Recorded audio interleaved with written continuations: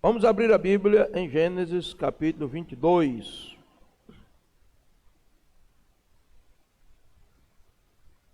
Versículo 13. Quem encontrou Gênesis 22, diga amém. Gênesis é o livro das origens, dos começos, não é? Então em Gênesis nós encontramos o começo de tudo. Versículo 13, vamos ler? 1, 2, 3. Então levantou Abraão os seus olhos e olhou, e eis um carneiro detrás dele, travado pelas suas pontas numa árvore.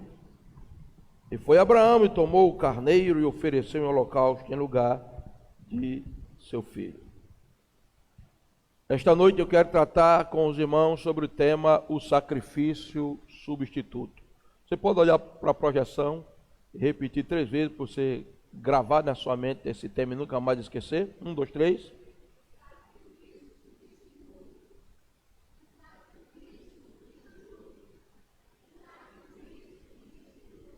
Agora olhe para quem está do seu lado aí e diga o sacrifício substituto. Olhe para mim, houve um sacrifício há 2000 anos atrás que superou todos os sacrifícios do Antigo Testamento, e este sacrifício inigualável foi no meu e no seu lugar. E nós vamos tratar desse sacrifício hoje. A Bíblia é um livro de sangue. De Gênesis a Apocalipse, há na Bíblia um filete vermelho de sangue, o sangue de Jesus. A Bíblia, toda a Bíblia, desde que o próprio Deus sacrificou, e dizem os estudiosos, 2 cordeirinhos no Éden, para cobrir Adão e Eva da sua nudez. Desde aquele dia que a Bíblia vai tratar de sacrifícios, inúmeros sacrifícios, até chegar o sacrifício supremo, o sacrifício de Cristo na cruz. Quando eu leio a Bíblia e a abro no livro de Gênesis, eu encontro muitas figuras do sacrifício de Cristo no livro de Gênesis. Eu não posso falar de todas elas, é impossível. 40, 50 minutos que eu tenho para conversar com vocês aqui. Todos esses sacrifícios de Gênesis, a maioria deles são tipológicos. Eles são figuras proféticas do Antigo Testamento que apontam para realidades espirituais do Novo Testamento. Quando eu abro a Bíblia em Gênesis 22, 23, 24, eu encontro a dramatização. Primeiro, da morte de Cristo. Segundo, da morte espiritual de Israel. Terceiro, da volta de Cristo para arrebatar a igreja. Em Gênesis 22 eu encontro a cruz e a ressurreição. Em Gênesis 23 eu encontro quando Sara morre. Sara é o retrato tipológico da morte espiritual de Israel. Você sabe que quando Jesus foi crucificado, 70 anos depois, Israel foi destruído, foi disperso, perdeu a identidade de povo e perdeu a identidade espiritual. Porque por um momento eles desprezaram a salvação. Quando eu chego em Gênesis 24, por exemplo, eu encontro Abraão como tipo de Deus, enviando Eliezer como tipo do Espírito Santo, para buscar Rebeca como tipo da igreja, para o noivo Isaque, que é um tipo de Cristo. Mas aqui em Gênesis 22, eu encontro o Calvário e a ressurreição. Onde é que eu encontro a cruz aqui, pastor? Por exemplo, versículo 1 e 2, Deus pede a Abraão o seu filho amado. Abraão aqui é uma figura de Deus. Deus está pedindo a Abraão uma figura de Deus, porque tudo que vai ser retratado aqui é exatamente o que vai acontecer na cruz. Abraão é uma figura de Deus aqui, é um tipo de Deus. Isaque é um tipo de Cristo. Isaque vai subindo o monte Moriá com Abraão, e a Bíblia diz que Isaque vai levando a lenha nas costas. Aquilo ali é a figura do Pai subindo o Monte Calvário com Cristo levando a cruz nas costas. Depois você conhece a história. Abraão vai sacrificar Isaac, mas Isaac não nasce morto, nasce vivo, porque Jesus subiu na cruz e morreu, mas no terceiro dia ele ressuscitou. Tudo isso é uma retratação do Calvário. Vocês lembram que eu preguei aqui, no versículo 9, eu preguei um tema, preso ao altar. Quem se lembra dessa mensagem aqui? Quem é bom de memória e de Bíblia, lembra. E mostrei ali a figura de Isaac, Abraão, sacrifício, a cruz. E aqui nesse versículo 13, Deus me mostrou muita coisa. Eu espero que eu possa compartilhar algumas das coisas que Ele me mostrou aqui com propriedade para vocês, que Deus me dê graça. Mas Ele mostrou nesse versículo 13 algumas coisas relacionadas também a Cristo e a nossa adoração. Então, nesse versículo 13, nós encontramos visão, direção, provisão, adoração e substituição.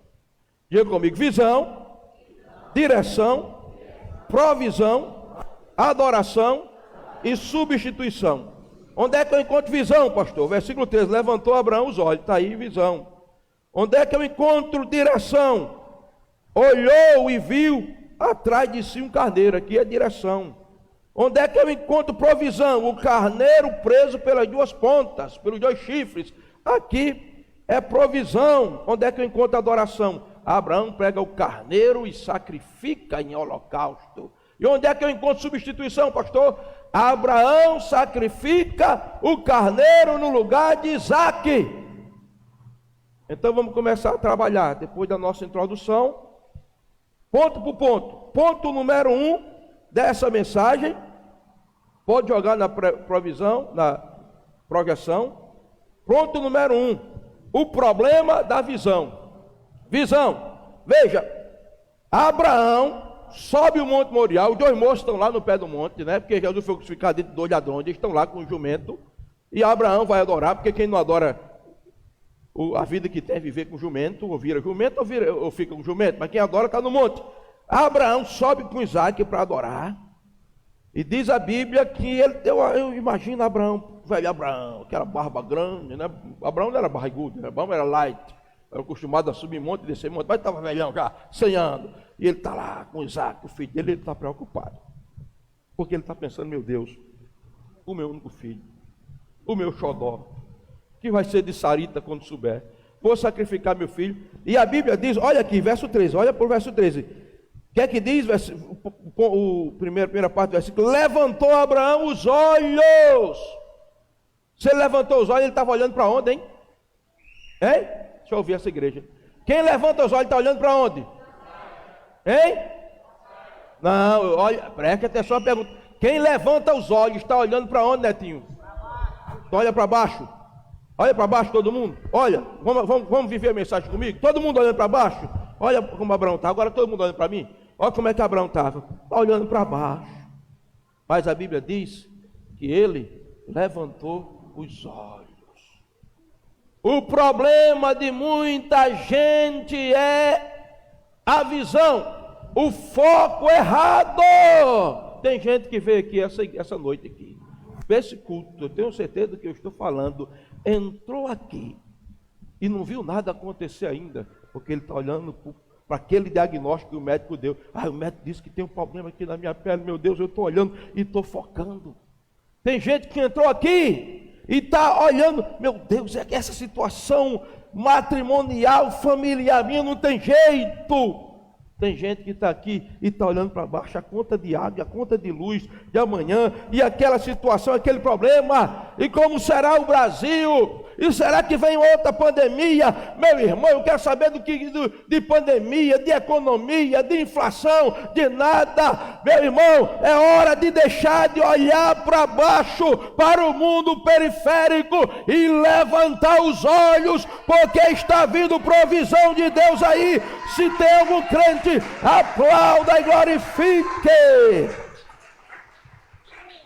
Ei, Abraão, está olhando para onde? Para baixo. Vamos, levanta os olhos. Deixa eu pegar outro banco que tomaram o meu aqui.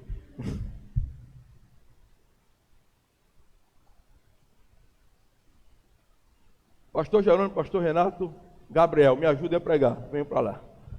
O pregador está de volta.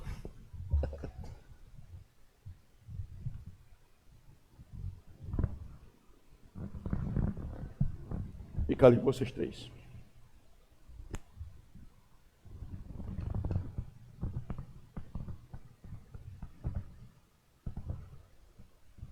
E fica no meio, Renato. Não, deixa o Gabriel no meio que é mais alto.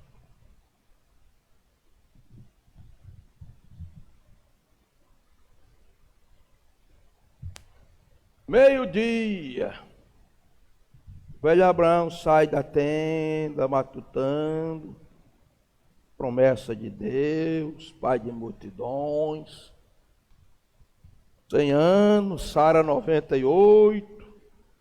Vou sentar um pouquinho. E a Bíblia diz, no maior calor do dia. Meu Deus, maior calor do dia. O sol causticando o deserto. Está lá. A Bíblia diz que ele está olhando.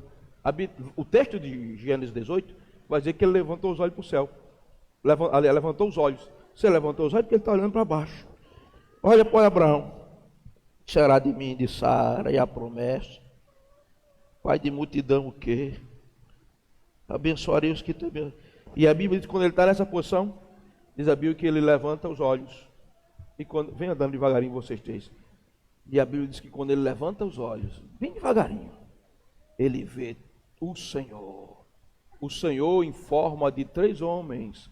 Porque o Senhor é um em essência, mas é 3 em personalidades. O Senhor é um Pai, é um Filho, é um Espírito Santo. É o Senhor que vem. Eu sei que 2 eram anjos, mas o terceiro, o do meio, e o do meio é sempre o que é o diferencial, é o mais bonito, é o mais belo, é o mais alto, é o mais charmoso. O do meio, está lá um anjo, quem estudou comigo no Instituto Ed, lembra? Está lá um anjo com letra maiúscula, que não é anjo coisa nenhuma. O do meio é uma cristofania, é Cristo aparecendo no Antigo Testamento. Então, meu irmão, deixa de olhar para baixo, para o problema, para a dificuldade. O teu problema é problema de visão. Levanta os teus olhos, porque está vindo 2 anjos da tua direção, e o terceiro é mais do que um anjo. O terceiro é Cristo, e ele vem essa noite para te dar vitória. Tem alguém entendendo? Tem um grito e um brado de adoração. Muito obrigado. Abraão levanta os olhos, vê o Senhor, come com o Senhor, tem comunhão com o Senhor. O Senhor renova a promessa, e o filho, o milagre acontece. Diga para o seu irmão, bate, sacuda ele aí, diga, meu irmão, cuidado com a visão. Olhe para mim, crente pode até perder a vista, mas jamais perderá a visão espiritual. Visão não tem nada a ver aqui com miopia, com grau de óculos. Visão tem a ver com sonho, com projetos. Meu irmão, eu não estou colocando a minha visão, nem a minha expectativa em governo, em presidência. O dono do Brasil é Jesus. Quem mudar o Brasil é Ele. Eu estou olhando para Ele. A minha visão é Ele. A minha fé não diminui um milímetro, porque é a promessa para essa nação de um grande avivamento, e ele virá, seja quem seja o presidente, o avivamento vai vir, porque o problema é questão de visão. Visão. Você está olhando para quem? Quanto mais eu olho para o problema, mais eu me afundo. Não é, pastor Renato? Vem me ajudar a pregar aqui de novo, pastor Renato, que veio aqui, desceu um manto aqui agora, um rema.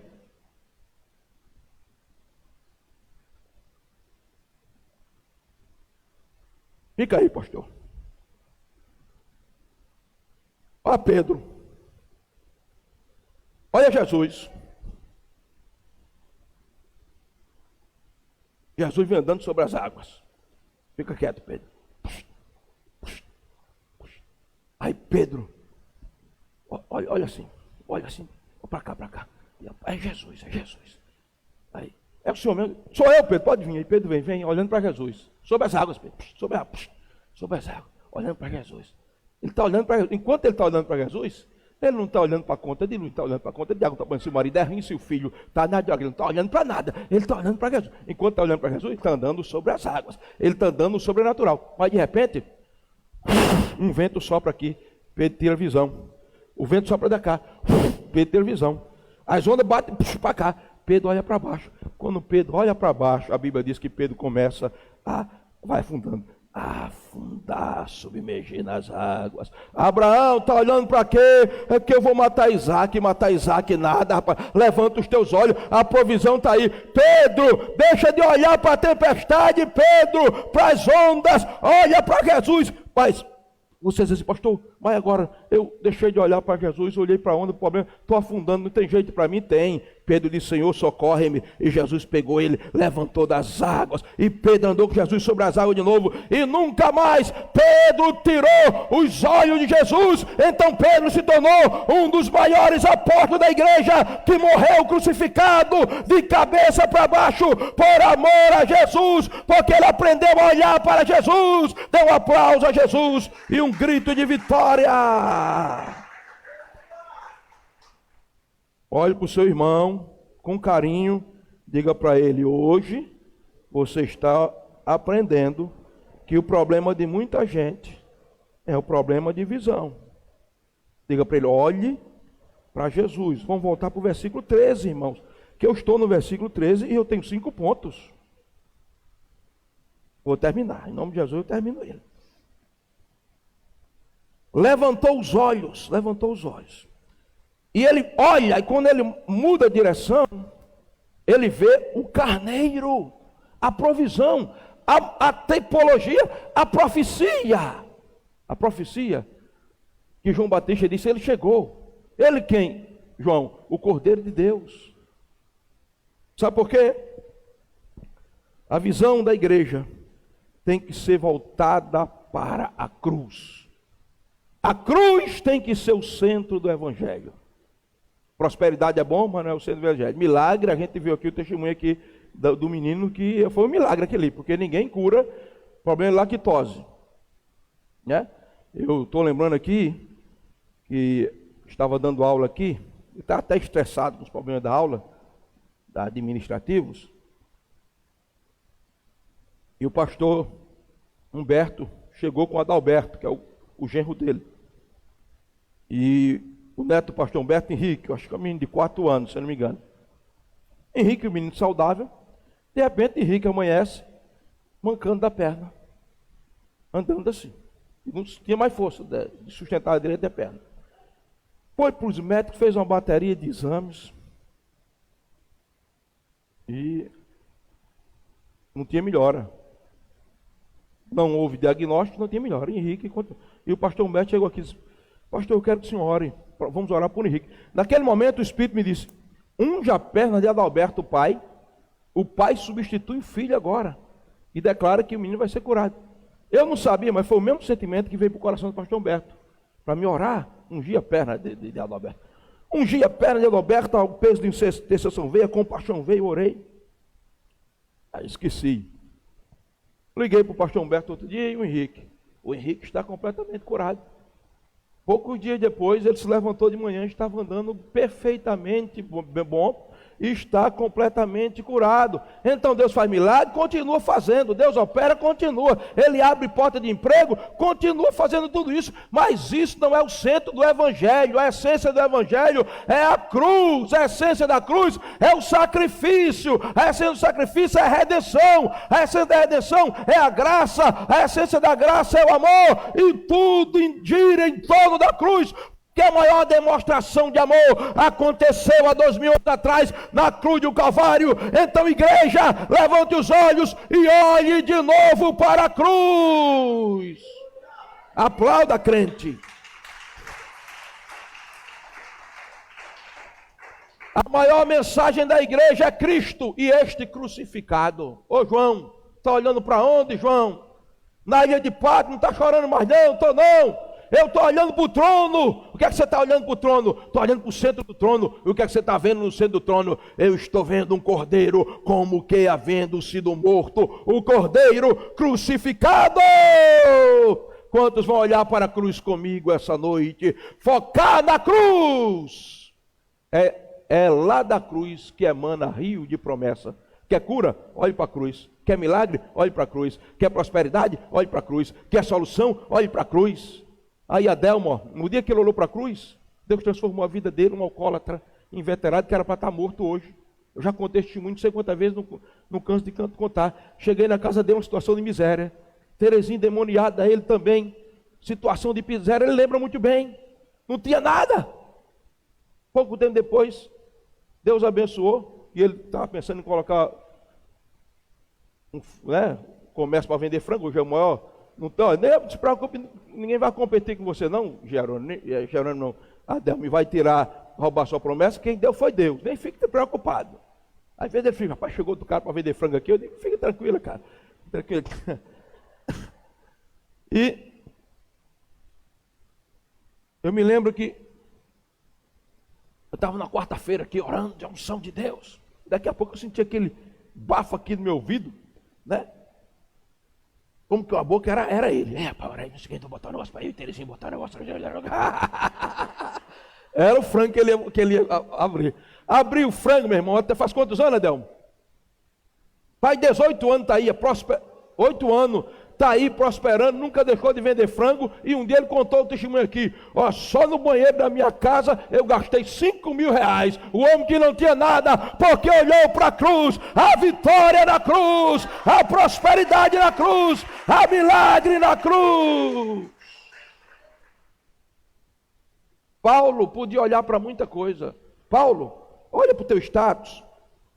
Olha para a tua capacidade intelectual. Olha para o teu grau de rabinato, olha para a tua cultura socrática, pré-socrática, platônica, aristotélica, olha para a tua cultura, Paulo, estoica. Vou olhar para nada disso, para que você vai olhar, Paulo? Eu não vou me gloriar em nada disso. Se tem alguma coisa de que eu me gloriar, longe de mim, gloriar-me a não ser na cruz de nosso Senhor Jesus Cristo, pela qual o mundo está crucificado para mim e eu para o mundo. Para onde você vai olhar, Paulo? Eu vou olhar para a cruz, eu vou me gloriar na cruz, porque só quem vive a vergonha da cruz experimentará a glória da ressurreição. Dê um aplauso mais forte a Jesus.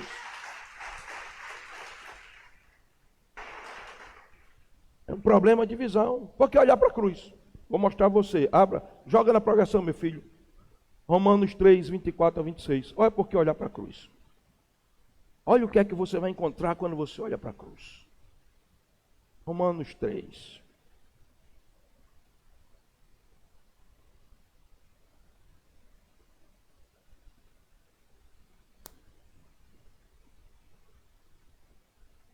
Ainda bem que minha esposa não está hoje aqui. Ela já está olhando para mim e dizendo, meu filho, você está no primeiro ponto ainda, né? Ela está em casa, hoje eu estou só.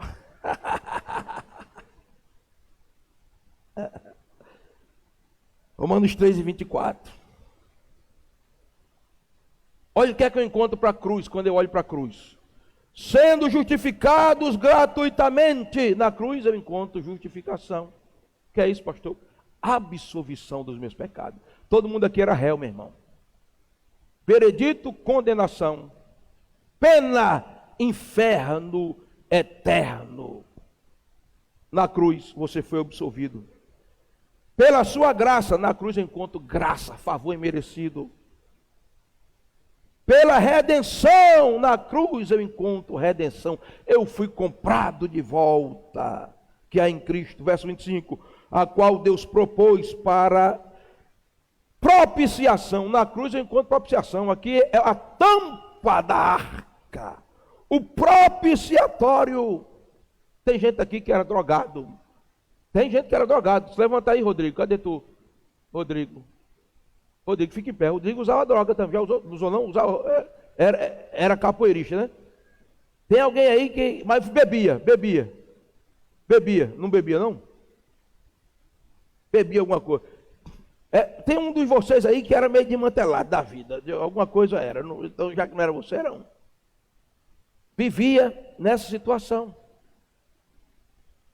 Deus olhava para um homem como Augusto, como Rodrigo, como outro, pronto, como Adelmo, que não usava droga, mas usava carcaça, pronto.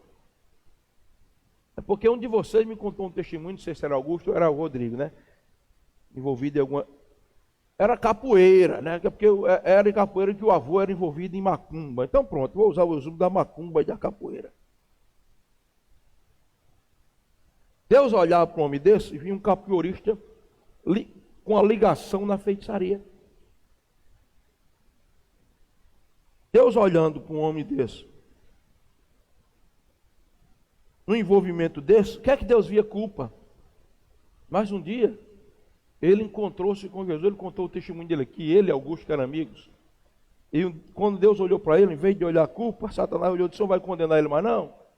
Olha, ele envolvido aí nessas coisas aí, de mantê-lo da vida." Ele disse: "Não vou condenar ele, por quê? Porque eu não estou vendo mais a culpa dele não. O que é que o senhor está vendo? Eu estou vendo sobre ele o sangue do meu filho que está cobrindo ele." Isso é propiciação.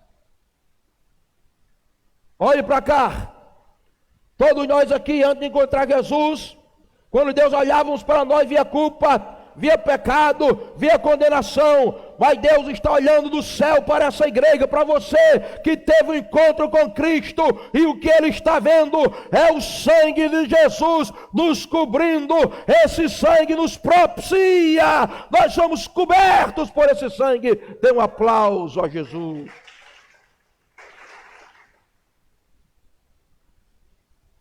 A cruz traz para mim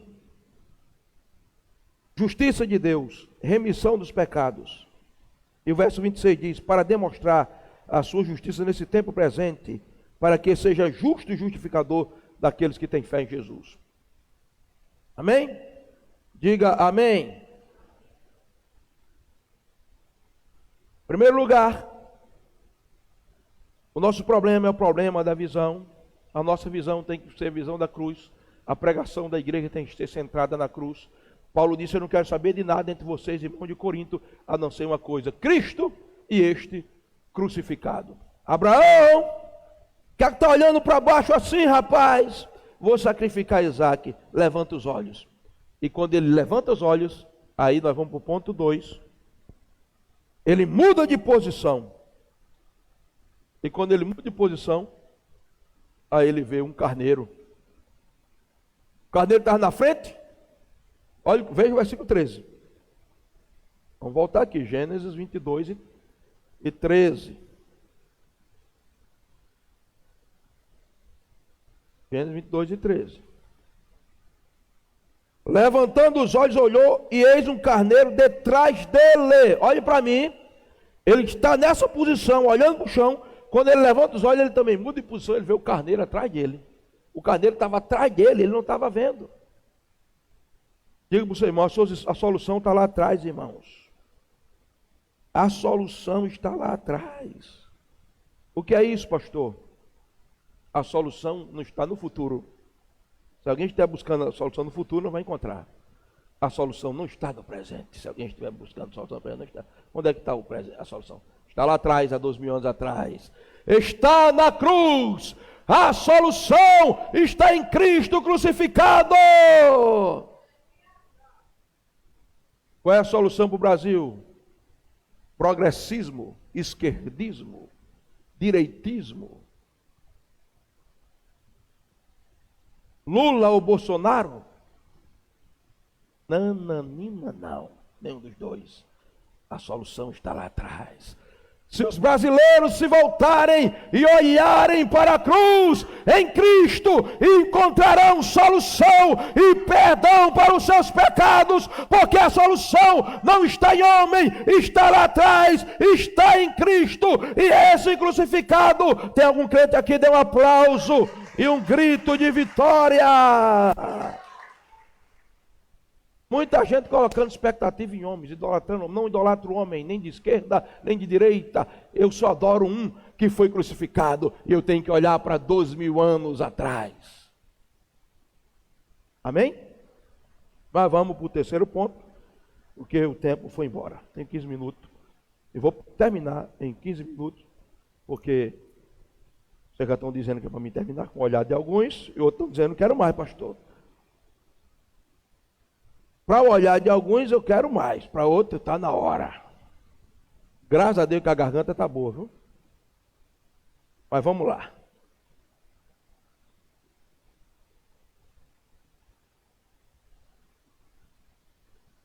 Ponto 3.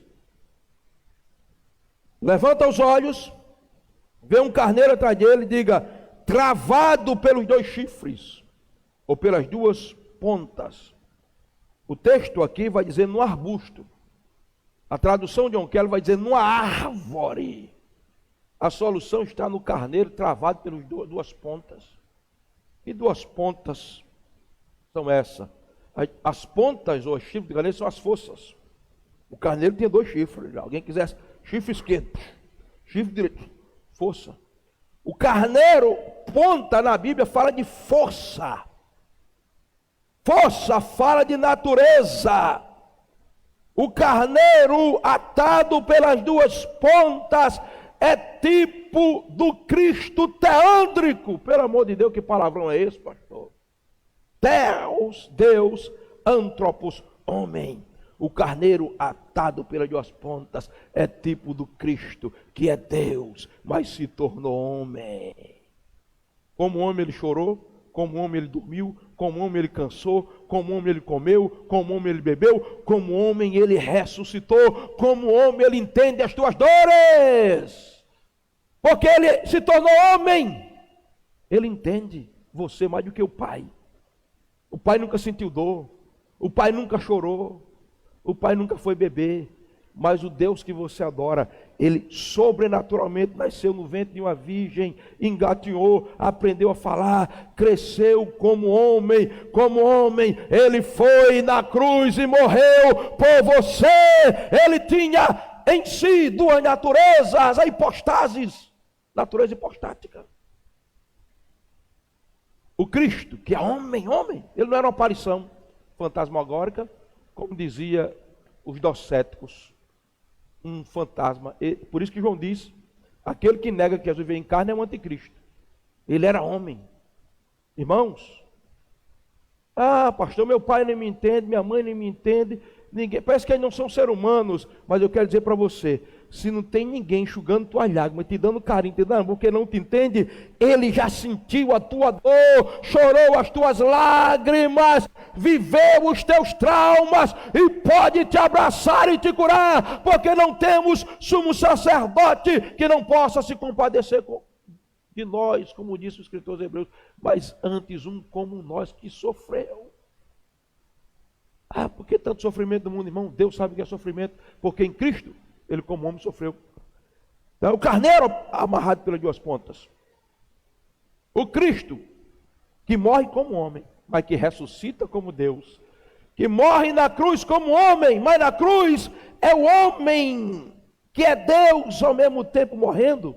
E ao terceiro dia, a morte está dizendo, já matei Adão, já matei Noé, já matei Abraão, já matei Davi, já matei João Batista. Nenhum ressuscitou, mas a morte esqueceu que aquele que se deixou morrer, porque nem ela matou ele não, ele se deixou morrer como homem, agora está se levantando. E quem está se levantando? Paulo disse, ele é da descendência de Davi segundo a carne, mas declarado filho de Deus pela ressurreição dos mortos. Ele está se levantando e a morte está dizendo, não tem força para segurar. Porque não tem força a morte? Porque quem está se levantando e ressuscitando ao terceiro dia é Deus de Deus, é o carneiro preso na cruz pelas duas pontas, mas a força da divindade venceu a morte. É por isso que Paulo diz que ele morreu, Pedro vai dizer em 1 Pedro 3,18, mortificado na carne, mas vivificado no espírito. Mortificado na carne, homem, vivificado no espírito, Deus. Em quarto lugar, quarto ponto, olhando para a adoração e sendo adorador. Só aqui era muita coisa, mas vamos parar, né? A Bíblia diz, verso 13, nós chamamos versículo 13. Levantou os olhos, problema da visão.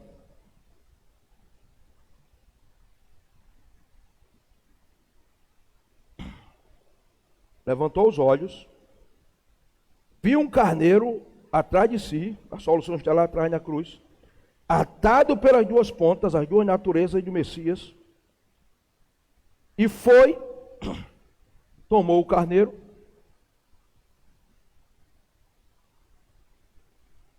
tomou o carneiro, e diz a Bíblia, ofereceu em um holocausto. Olha a imagem, pegou, por quê? Ele estava vendo o instrumento de adoração, veio de adoração, mas ele ficou vendo, olha o carneiro bonitinho. Ele pegou o carneiro e colocou em cima do altar. Porque ele não somente era espectador da adoração, mas ele era adorador. Tem gente que está adorador. Vem para o culto, canta muito, toca muito. Remeflá e camacé. Ele está adorador, mas ele não é adorador.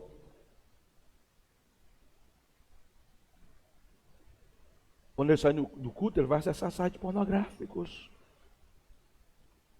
Quando ele sai da igreja, ele bate na mulher. Ele xinga os filhos.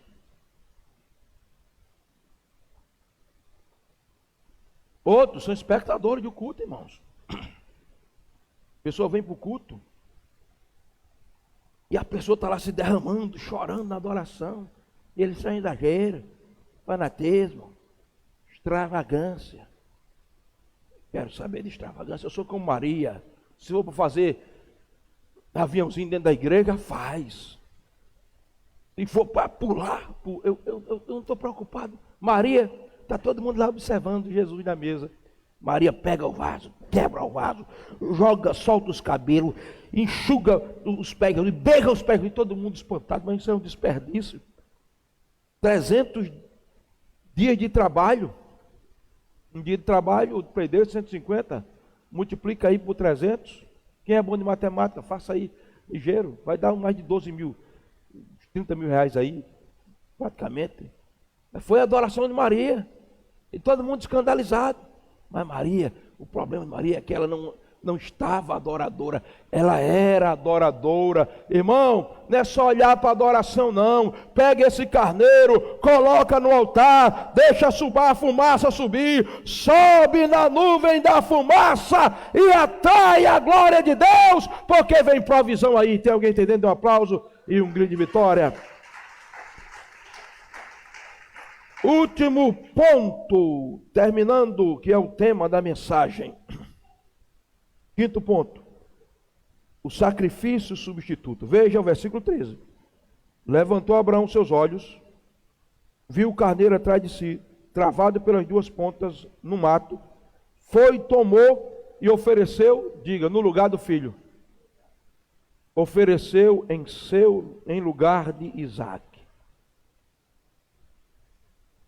Aqui está a maior retratação da cruz.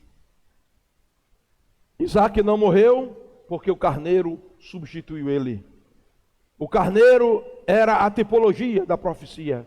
Porque quando Isaque está subindo, ele vai preocupado: papai, estou vendo aqui a lenha, a faca para sangrar a vítima do sacrifício, está aqui o fogo. Mas onde é que está o cordeiro? E o velho Abraão, sem saber o que está dizendo, profetiza: Deus proverá para si o cordeiro. E 2000 anos depois, João Batista, em João 1,29, diz: eis ali o cordeiro de Deus. Sabe por que você está aqui? Porque o cordeiro morreu no seu lugar. Ele lhe substituiu. O cordeiro, o carneiro que substitui Isaque, era a figura de Cristo. Hoje era para estar todo mundo aqui no inferno, da companhia de Satanás e dos seus demônios. Infelizmente tem gente que não tem consciência. Tem gente que não sabe agradecer a Deus. Jesus derramou sangue por você. Você não quer perder, não ganhar 1h30 no culto por semana. Você que está em casa, que devia estar aqui, que é obrigado o pastor a ficar implorando, orando, para não chover, para você vir para o culto. Você não valoriza o sangue que foi derramado, mas saiba, foi por amor que no seu lugar ele verteu o sangue na cruz, e nós estamos aqui por causa do sacrifício substituto. Se tem algum crente, tem um aplauso e um grito de vitória. Valorizemos, irmãos. Que tipo de cristianismo é esse? Outro dia eu botei uma reflexão lá. Se tivesse uma perseguição, hein? Hein? Esses crentes que a gente fica arrastando ele para vir para a igreja, pastor Renato. Se tivesse uma perseguição verdadeira no Brasil, o que seria dessas igrejas? Igrejas abarrotadas de pessoas que nunca tiveram uma experiência genuína com o Calvário, porque não entenderam o valor da cruz. E a gente viu isso na pandemia, que tem gente que foi embora na pandemia e não voltou mais. Então, querendo falar em pandemia vai para o inferno. Amém? Eu não quero saber de pandemia. Eu quero saber, eu vou olhar para Jesus. E se for para ir para a cadeia, eu sou pastor. Eu não nego meus princípios. Ah, pastor, se vier aí uma perseguição, se eu tiver casa... Eu disse, olha, o sangue pode dar na canela. Casamento de homossexual eu não faço. Daqui, para quem está na internet aí, eu não faço. Amo. Tenho amigos que são, mas não concordo com a postura ou a atitude. Mas a mensagem é outra, né? Estou entrando aqui para outro viés já. Sacrifício substituto em lugar do filho. Isso, sacrifício substituto significa sacrifício vicário. A morte de Cristo é vicária. Por quê? Porque ele morreu em nosso lugar. Então preste atenção. Pedro, 1 Pedro 3,18 vai dizer assim: Cristo morreu uma vez. Ele podia ter dito que Cristo morreu, mas ele disse uma vez. Por quê? Porque a morte dele resolveu o problema. Antes dele era cordeiro morto, era novilho morto, era bode morto, era sangue que não acabava mais, era um mar de sangue de sacrifício. Cobriu o pecado, não resolvia. Mas ele veio, morreu uma vez, e a morte dele resolveu. Aí Pedro diz: o justo pelos injustos. O caráter substitutivo da morte, a morte vicária. E eu termino, vamos ficar de pé agora, o Ministério Louvor aqui, mostrando o sacrifício de Cristo. Foi tão substituto, e ele era tão justo,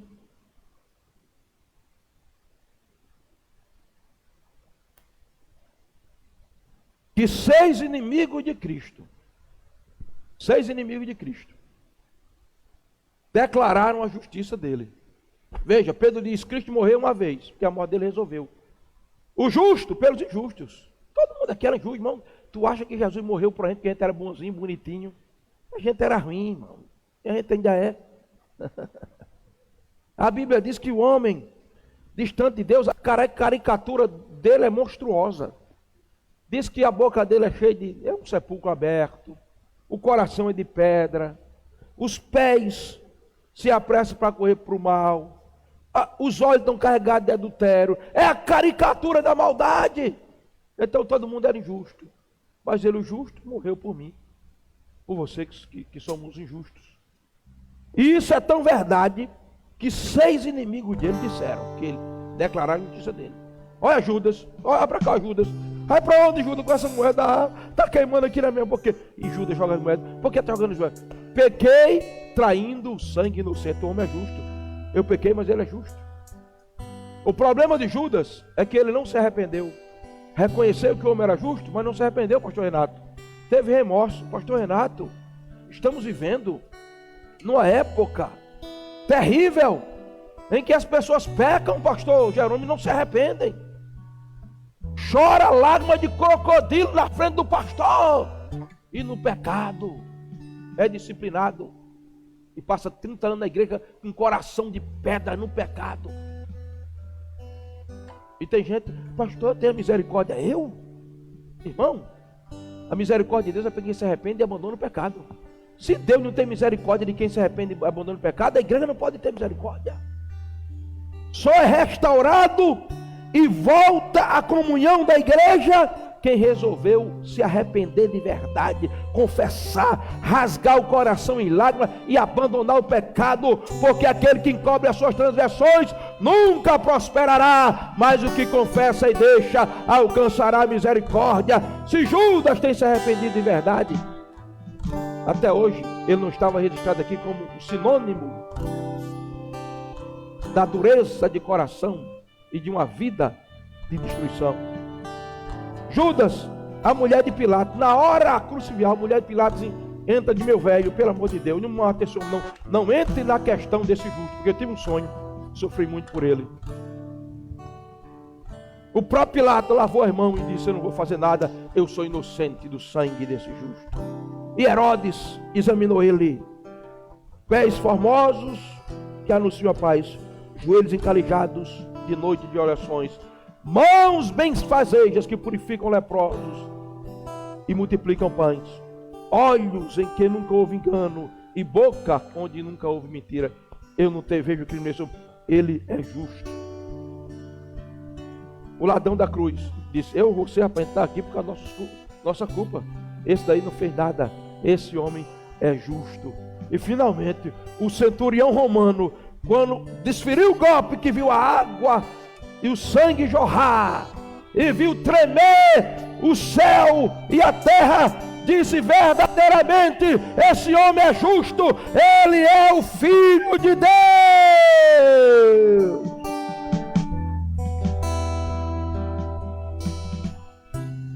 Tem gente que já fala dos romanos, né?